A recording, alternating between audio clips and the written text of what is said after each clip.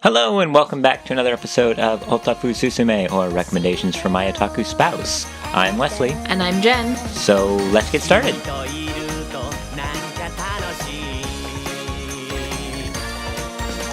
So today we are talking about manga. Whoop whoop. Yay. Wow, so excited. This is a series that I've been reading for a while. I just checked. Long while, yeah. Yeah, I checked, though, the copyright date for Volume 1, and I don't know if I've actually been reading since the pilot chapter came out.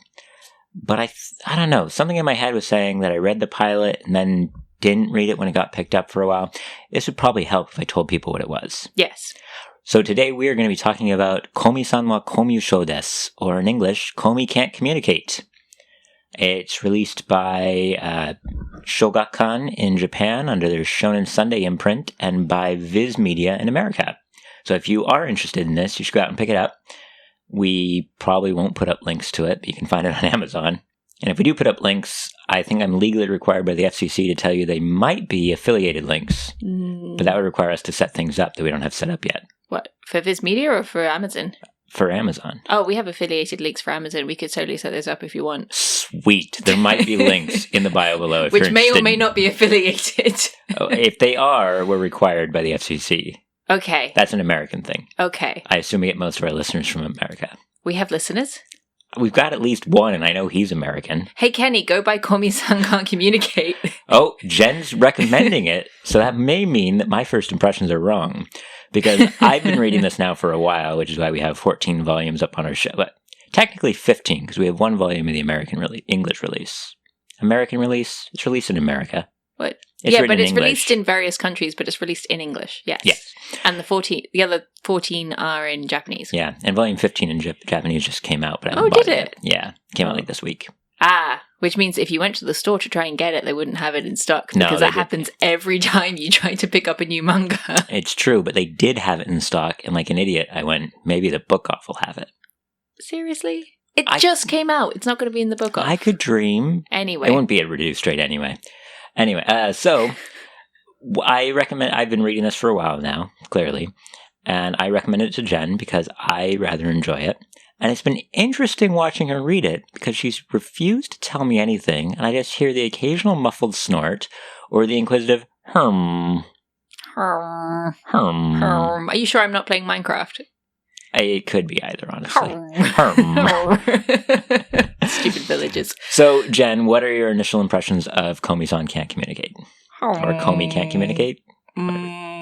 I have opinions that we need to discuss. You have opinions. I have opinions, yeah. Okay. So where to start? You're the one with the opinions here. Should we start with, like, the characters? Let's start with the translation. Let's start with the translation. That's always ominous coming from two translators, but... Yeah, so I decided...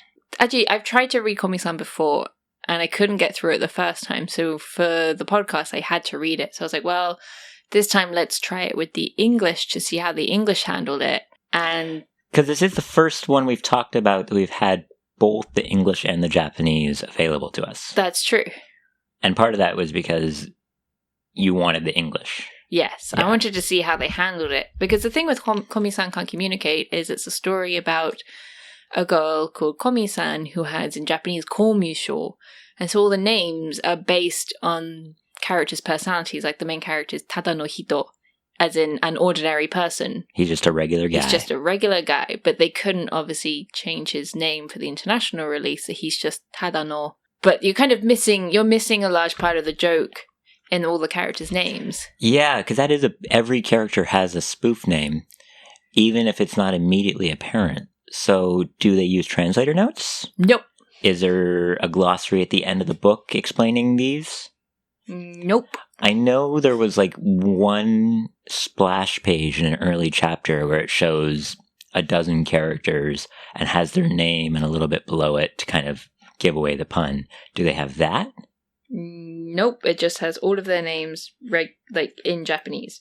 but obviously spelled out in English. So there's no explanation whatsoever. No, so then That's the a massive joke lost. Yeah, so the huge joke behind the names is completely lost. Like, I mean, one of the first characters you get introduced to is the androgynous childhood friend. Everyone's childhood friend. They are everyone's childhood friend. Yeah, and the childhood friend's name is Osana space Najimi. As in Osana Najimi. Childhood friend. Childhood friend in Japanese, yeah. Man, I see. So they're just called Najimi in the English, which makes sense. But if there's no like when a character's first introduced or something, if there's no explanation of the joke, I'm not saying you got to do it every time they show up, but yeah, that seems like. But how can you translate that? Could you change every character's name? No, I wouldn't do that because you're not going to come up. But I think if you just put a translator's note in the margin the first time a character showed up or something, or maybe you could do it like Elfson, plus-sized elf in America, Elfson wa yasararenai in Japanese.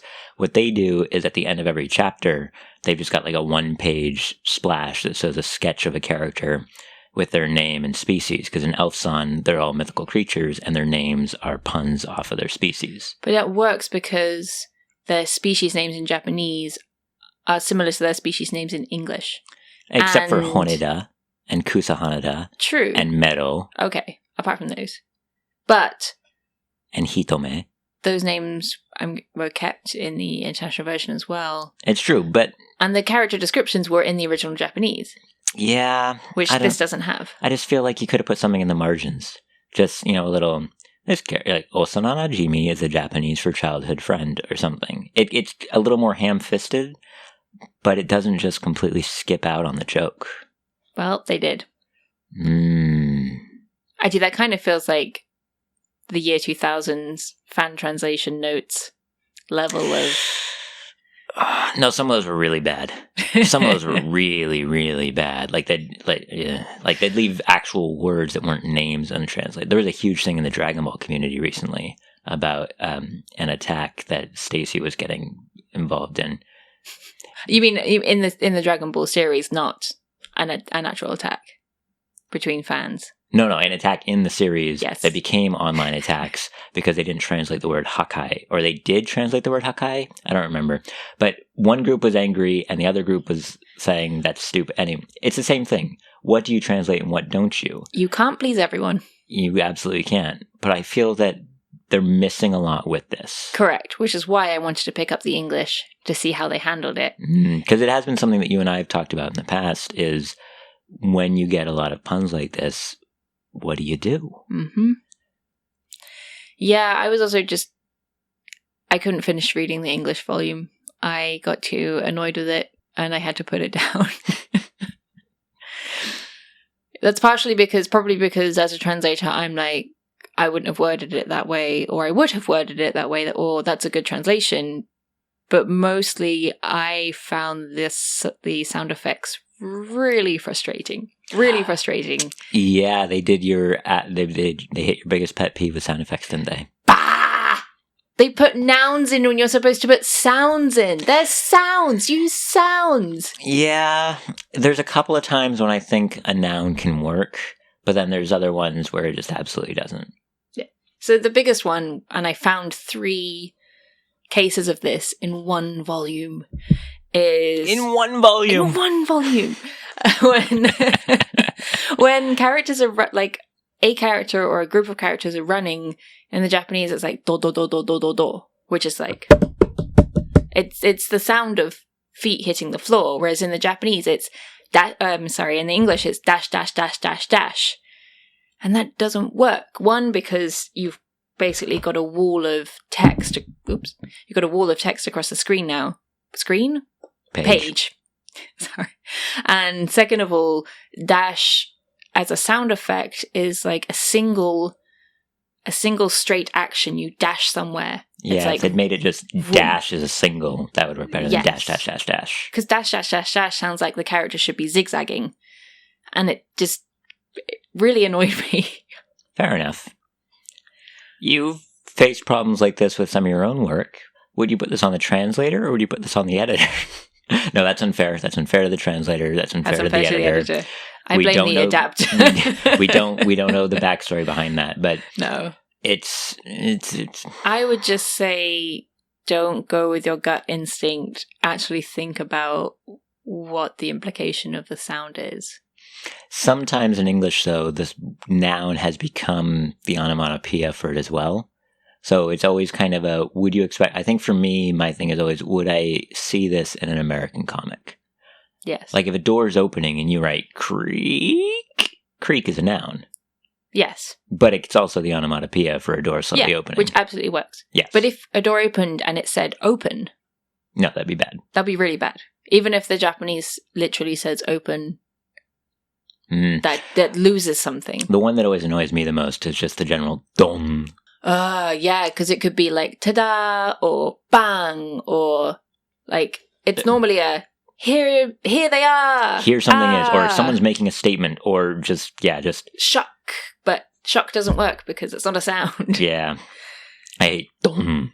It's annoying. Yeah. I normally do that as ta-da depending on the situation. I do ta-da or da-dun when I want a little bit more drama. Da-dun. Yeah. But it sucks.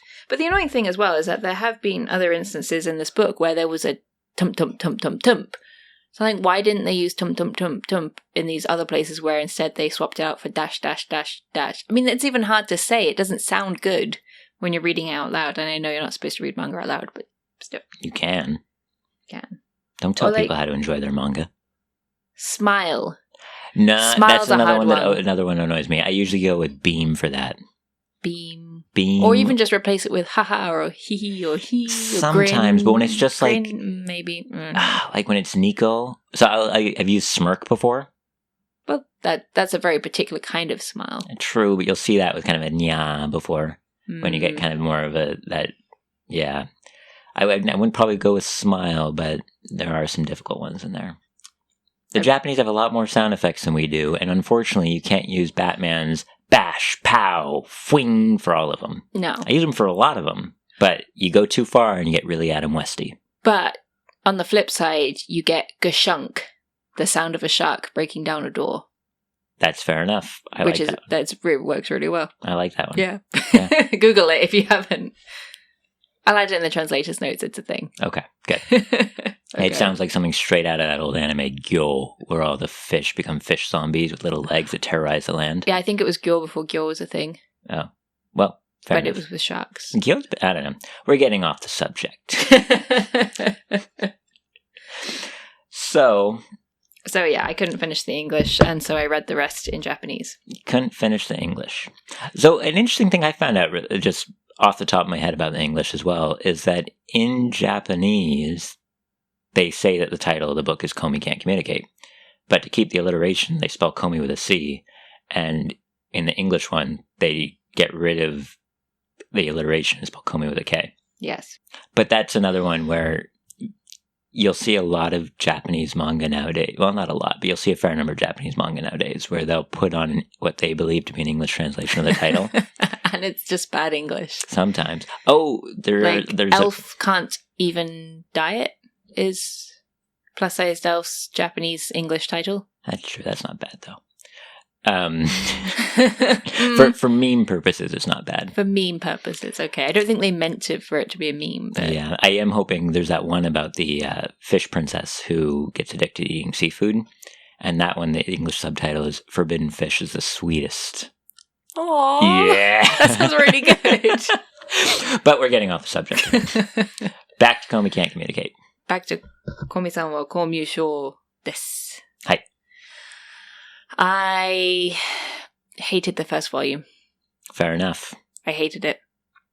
I just couldn't. I think that was another reason I couldn't finish the English was I just didn't like it. And honestly, after finishing it, it took me a while before I moved on to the second volume. What I remember of the first volume, and then you can tell me how you feel, is that the first volume is very... it's very Monster of the Week to introduce the different strange personalities of the classroom. Yeah. And so it kind of overdoes it a little bit. Yeah. But it's very much kind of setting we have our two main characters from chapter 1. That's going to be Tadano and Komi. And then they have to introduce some people for them to play with. But because they're doing the name puns they kind of overdo it. I felt Najimi got a good introduction. They didn't really overdo Najimi, and Najimi kind of becomes more pigeonholed as it goes along. But for people like Yamai and Agari, it's just, it almost feels like the author wrote themselves into a corner a little bit, and they pulled back on some of those characters. Yamai is still yandere, but like Agari, they start off by doing this really kind of a creepy thing, which doesn't really fit the Agari name. And then they pull it back a bit as the volumes go on. But it's... So the idea is that Komi, because she can't communicate, she wants friends, and her goal is to make 100 friends. Before she graduates. And so Tadano, because he can understand her and he's able to communicate with her, decides to help her, which is why we have our bajillion weird, quirky characters coming in. And so in the first volume, we have Najimi, the childhood friend. Yeah. And Agari is... What is Agari again? Agari is always high tension. High tension. Which is... tension. Tension takai no. She's always, like, amped up, I guess, but not in, like, a super excited way. That would be Netsuko, who shows up later, who's an awesome character. She's just more always kind of, like, you know, when you get jittery. She's almost always jittery because she's overthinking things to an extent, but still doing, I don't know. So she's got that kind of feel to it. But I hated, in the first volume, I hated Najimi and I hated Agari because they're just horrible people. Oh, yeah, Najimi doesn't change. I felt Najimi was a little better in volume 2, but Najimi actually goes out of their way to be really, really mean to Tadano. Like, everybody is really, really mean to him. Like, he's just trying his best, but because he's close to Komi-san, they, like, try to bring him down a peg. Oh, I know. I remember the, whatever, his Komi Defense Force does that. Yeah. But, you know, the kind of the background character, the ninja and all that. I know Najimi kind of pushes Komi into a subway and into a Starbucks, but what does Najimi do to Tadano? I don't remember that. They play a game in the first book, I think, and Najimi kind of drags Tadano into it, and they kind of, every time he does something, the entire group just glares at him, and I think they invite Komi-san to join, and then they're like, oh, Tadano, I guess you could join too, giving him the stink eye of, you don't want to join, we don't want you in our group. Yeah. Which is really, really mean. Yeah. Background really quick is Komi can't communicate, but she's also beautiful. And so she's kind of achieved this Ice Queen idol standard. Well, not even Ice Queen. She's just like this idol that the rest of the school looks up to because, oh my goodness, she's... Not just idol. They literally call her a god. Yeah, they deify her. They deify her. Deify her? Deify her? I don't know. Anyway, but so everyone's kind of like, oh my goodness, it's Komi. But she can't talk to anyone, which people interpret as she doesn't talk to anyone. And when Tadano realizes that and starts to kind of bring her out of her shell, everyone else is like, oh my god, why is this normal guy around the goddess? Yeah. So there's a bit of, yeah. Which, that's another problem I have with it as well, is that everybody puts Komi-san on this pedestal, and they literally worship her. Like, Agari is like, I want to be your dog, and I want to, like, basically lick your feet. I think she actually says that. No, yeah, Agari, I think, again, I'm saying... They pick the worst characters to introduce the series. It's annoying, because Agari, once the author pulls back a bit from a lot of the really creepy stuff, is a fine character. Like, I think you've now read the bit where they go out to lunch or something after school. Yes. Did you read that one? Where they go to the restaurant, and it turns out that Agari is a restaurant critic? Yes, yeah. They go to the ramen restaurant. Yeah, so that part worked out fine. Yeah, that was great. That was in volume 2. Yeah, it doesn't have any weird creepy stuff about it. It's totally fine. And you can... Yeah, they chose the wrong way to introduce that character. So I think that's the thing, is that Volume 1 has these very creepy characters. Komi-san's put on a pedestal and everyone worships her, which doesn't make her social anxiety any better. Mm-hmm. And so I was like, I'm not going to enjoy this at all.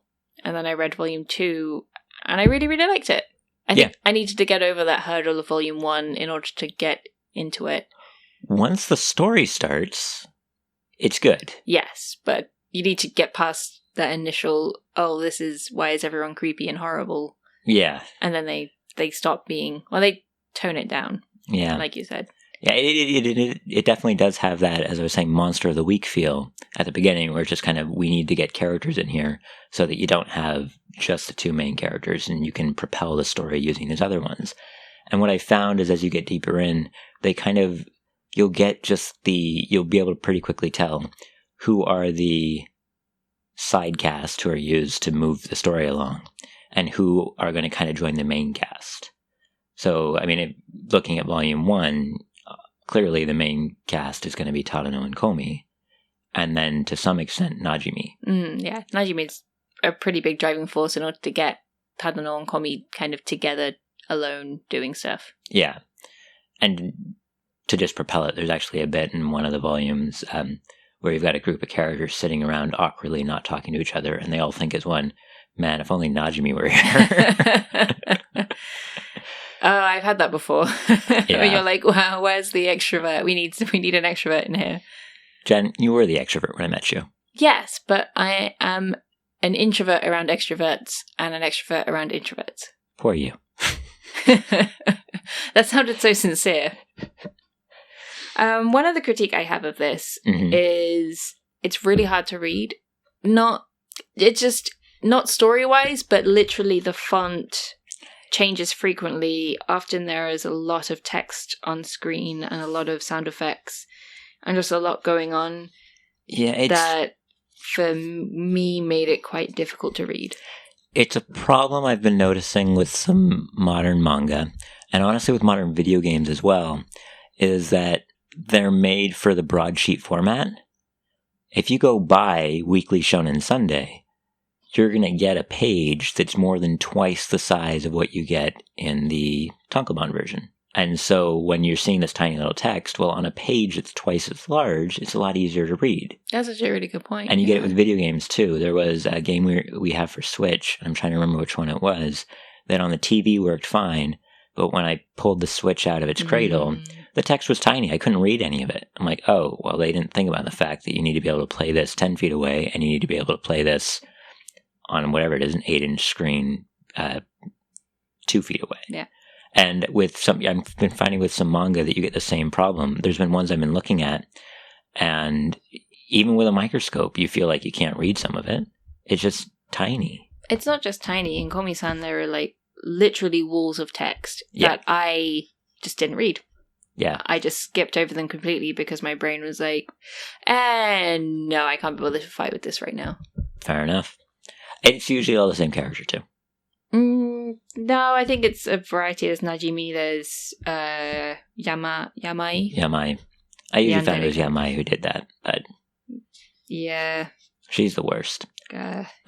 Slight spoiler, but just to make it better for you, when they go to year 2, she's put in a different class. Oh, thank goodness. The author uses year 2 to shake up the classes a lot and keep some of the big moving characters, and then also swap out the background driving characters, which is nice. That's good to hear. Yeah, because Yamai is the worst. Yamai is yandere, so she is really creepy. Like, really creepy. Yamai is the worst. Why did they have to start the series with literally the worst characters? I'm assuming they went with a yandere character because that's just a thing nowadays. Tsunderes, yanderes, kuderes. It's always been a thing. Dere. I guess, yeah, but it's such a you just don't read big character. Enough horror. Thank God. No, but it's such a big character type that they're like, oh, I guess we need a yandere for this, and so they put it in, and then Yamai's the worst. So if you are interested in reading Komi Can't Communicate, buy the first 2 volumes. #affiliated link. We're going to do all this and then not put any affiliated links. Check out our Patreon. Sorry, we don't have a Patreon. Spoilers. But yeah, no, get the first 2 volumes. Don't just get the first one, because if you're like me, you might not like it. But you want to get through to the second volume if you want to enjoy it. Oh, you got to push past that too. You're going to meet Katai-kun later. He's great. You're going to meet Mambagi-chan. Oh my goodness, what's been happening recently with Mambagi? Primo stuff. Okay. Like the best shoujo manga I've read in a magazine called Shonen Sunday. Okay. It's so good. Okay. It is so good. I will keep reading. So I've just started volume 3. Yeah. And I have 11 more volumes to go. Until I buy volume 15. Until you buy volume 15. Then you'll have 12. Yay! Maths. No, not the maths. No, but, so the translation can be just, when you're getting into the translation, realize there's going to be stuff missing. And when you get to characters you don't like, I mean, assuming that the characters you don't like are not Komi and Tadano, because they're going to be in pretty much every chapter, just realize that most of them are going to be background characters, and they won't always be around either. I think one of the other things as well is once I got past volume 1 is it had a lot more like kin moments, like, oh yay, that's like yay, kind of, that's really cute, which is what you want from a romance. 100%, yeah. Yeah, the story picks up, and you can see the characters start to develop and change. And it's the characters developing, especially Komi, as she's learning to be more open around other people, especially Tadano, because it's romance, yes, that you're going to get more of those moments. Yes. So I will keep reading it. I will try to catch up. No, take your own time. But it was a struggle. It was a massive struggle to get started for me. Fair enough. So any other feedback? We've got characters. We've got a little bit of plot, I guess. I guess the art. I really like the art. I think the expressions are good, except for the really creepy characters. Yes. Which are just creepy, which I guess means that the expressions are good for that scene. Yes. But, like, Komi-san's expressions are just adorable. I love her so much. And the characters are drawn a bit cutesy, not like, full-on chibi or anything like that, but there's always usually one page per chapter where Komi will be drawn differently to kind of be like, this is what the characters are seeing type thing. Or especially this is what Tadano is saying, which I've always enjoyed. Also, I think not only does the font change quite frequently, but sometimes the art style would change if they're making a reference to something. So sometimes it helps to be widely read in manga in order to get the Japanese meme that they're referencing. That's true too, yeah. I think other manga do it more sometimes, but it definitely does happen. But no, I like the art, even if the pages can be really busy at times. Yeah. So, yes. That is really my only other takeaway from this, is I would recommend it, but some people might not like it. So, recommended, but with a caveat. With a what? Caveat. Caveat? Yeah. Like side dish? Yes, a side dish. Like takuan. What? What? What? No. What? I'm really confused. No, it's like putting an asterisk on your recommendation. Oh, okay. Yes. Okay. Do they do that in England? Yes, but I didn't know that you called caviars. No, not caviar, caveat. Caveat? Sure, it's a boat.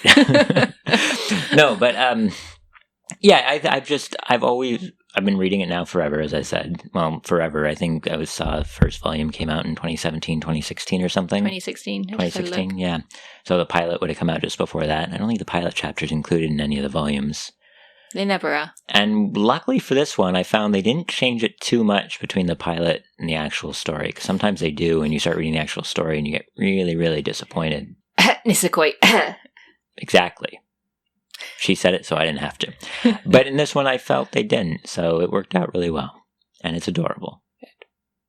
Oh, yeah, thank you for, I say recommending. I mean, like, literally going, Jen, read this, Jen, read this, Jen, read this. You should really read this. You did. I did. You're welcome. Huzzah! A successful recommendation. Half successful. Are you still reading it? I am still reading it. Then victory is mine. I'm going to get you with my next recommendation. Fair enough. Well, thanks for joining us for another episode of Otafu Susume, or Recommendations from My Otaku Spouse. If you want to hear from us a little more, you can follow us at Annie Bros Creative on Twitter. And you can find us at www.anniebroscreative.com, as well as our other sibling podcasts. Yeah, there's Real Japan, where they look at live-action adaptations of manga and anime. There's Shin Annie Bros Prime, Shin Annie Cousins Just Prime, Annie Bros Annie Prime, Bros Prime, Annie Cousin Prime. There's the main one that we're named after. That we clearly remember the name of. Where they do more deep dives into different topics. And then there's also Fujoshi No, Tribe. no, those two are the only ones that are Those two. active. No, those are the only two. Those are the only two. ones. Those are Yep. the only two. There are no more. Yeah, those two and us, so 3. Yay! 3 podcasts. Yeah. Yeah. Yeah, so now the ending music's gonna play. Cool. Thanks for catch you next time. Bye.